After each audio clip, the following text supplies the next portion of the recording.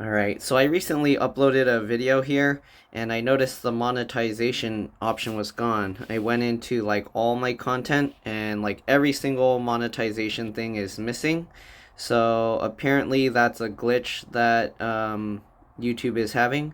So if you have this issue, don't worry about it. Yeah, everybody's having this issue apparently. I don't know if that means you're not going to get paid or something, because since I can't turn on ads for this, I don't know. I guess I'm not going to get, I don't know if I'll get money for this video or not. But right now that's what it's looking like. Okay. You can see there's no monetization option here. So yeah, that's what everybody's having, an issue everybody's having. So it's not just you. YouTube didn't demonetize you or anything like that. You can tell because you can go to your analytics here, and you can see like your stuff is all still here, revenue and whatever.